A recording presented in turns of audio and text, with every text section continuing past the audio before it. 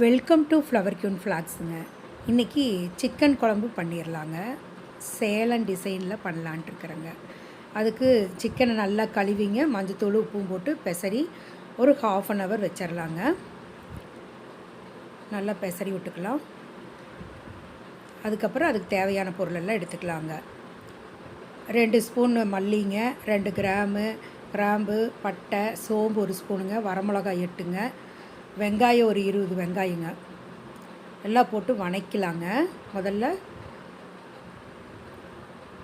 மிளகு, ஜீரகம், வரமிளகா, மல்லி எல்லாம் நல்லா வணக்கி ஆற வச்சு நுணுக்கி தனியாக எடுத்து வச்சுக்கலாங்க.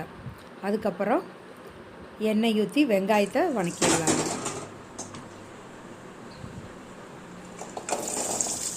நல்லா வணங்கின பிறகு பொன்னிறமான பிறகு கருவேப்பிலை கொஞ்சம் போட்டுக்கலாங்க.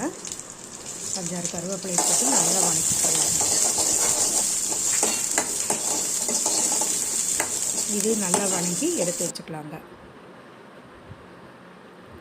தண்ணி ஊற்றாமல் நல்லா பொடி பண்ணிடலாங்க. இதைய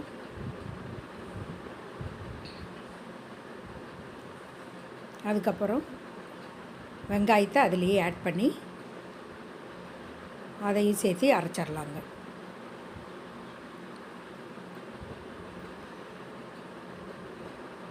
அதோட தேங்காயுமே ஆட் பண்ணிக்கலாங்க. தேங்காய் ஒரு 1/2 மூடி போட்டிருக்குறேங்க. அதையும் ஆட் பண்ணி நல்லா அரைச்சிக்கலாங்க. தேங்காய் போடுறது போடாது உங்கள் விருப்பந்தாங்க. அரைச்சி ரெடி பண்ணிவிட்டு அதுக்கப்புறம் அடுப்பில் வாணலி வச்சு எண்ணெய் ஊற்றிக்கலாங்க. ஒரு 3 ஸ்பூன் எண்ணெய் ஊற்றிங்க.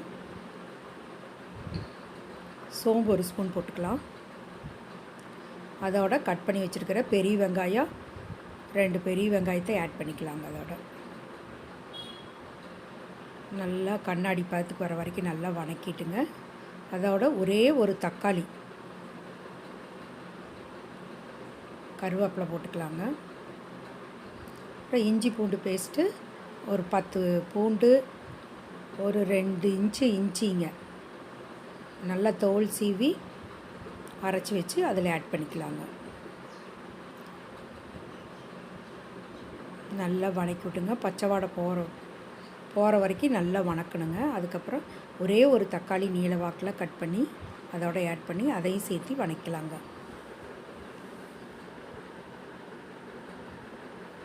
நல்லா பெரட்டி விட்டுக்கலாம்.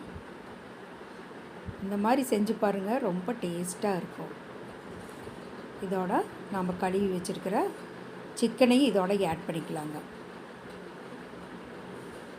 நல்லா கலரி விட்டுக்கலாங்க. நல்லா மிக்ஸ் ஆன பிறகு நாம் அரைச்சி வச்ச பேஸ்ட்டை இதோட சேர்த்திக்கலாங்க.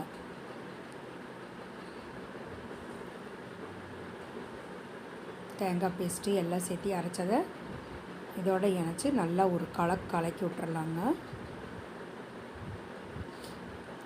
அதுக்கு தேவையான அளவு தண்ணி வந்துங்க. மிக்சியில் கொஞ்சம் ஒரு டம்ளர் தண்ணி ஊற்றி கலக்கி இதோட போட்டுக்கலாங்க. நல்லா தலை போல் நல்லா கறி வேகணுங்க. சிக்கனுக்கு நல்லா சுத்தமாக வேகணும். கொஞ்சம் நேரம் மூடி போட்டு வச்சுக்கலாங்க. மூடி ஓப்பன் பண்ணி வெந்திருக்குதான்னு பார்த்துட்டு இன்னும் கொஞ்சம் நேரம் சிம்மில் வைக்கணுங்க. கறி முக்கால் பார்த்துக்கு வெந்துருச்சுங்க. இப்போ சிம்மில் வைக்கணும். நம்ம